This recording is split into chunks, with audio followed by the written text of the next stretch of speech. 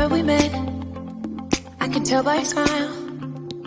You hadn't been with a good girl like me in a while. But with that, with that sit down, with that sit out of ministry, with that fall, I didn't want to be one of them people who took that fall from grace and was like, oh, I should care about me. And we get very self-righteous a lot of times when we do that. Like when we say that we want to be right in our wrong.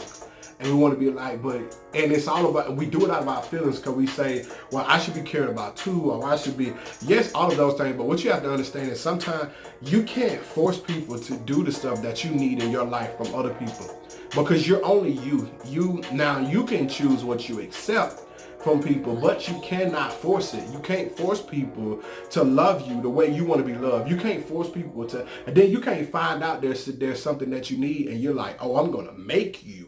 And I'm going to make y'all, and I'm going to stand up for myself.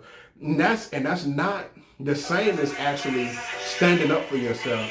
That's not the same as actually learning what love is. It's not the same as actually managing the energy that's coming into you and the energy that people are giving you.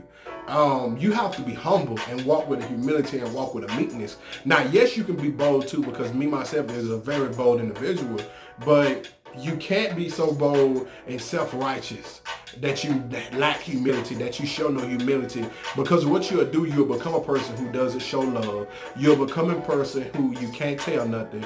You'll become a person who always thinks that they're right, and you stunt your growth. You stunt your ability to learn. You stunt your ability to be trained, and also the worst of it, you stunt your ability to be calm.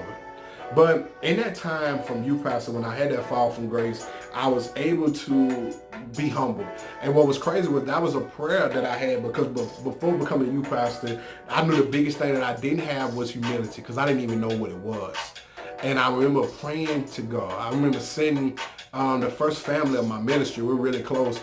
They pretty much helped raise me from the time I got saved in the early years of my adulthood. And I remember sitting in their house and praying, just sitting on the couch watching TV, just close my eyes and pray and say, God, I pray that you give me that humility. And telling my brother, Cordell Beard, telling Cord, like, man, I really pray God give me that humility, because I know I don't got it.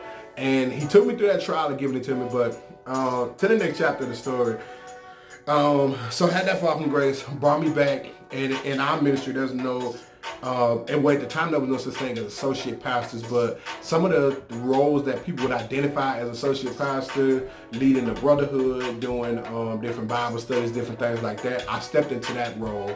So I stepped into that role, did a lot of management through ministry and stuff. Now, like I said, and I'm telling so much of the ministry side of this because this was my main focus. And like I said, even at this time, I'm going from job to job. So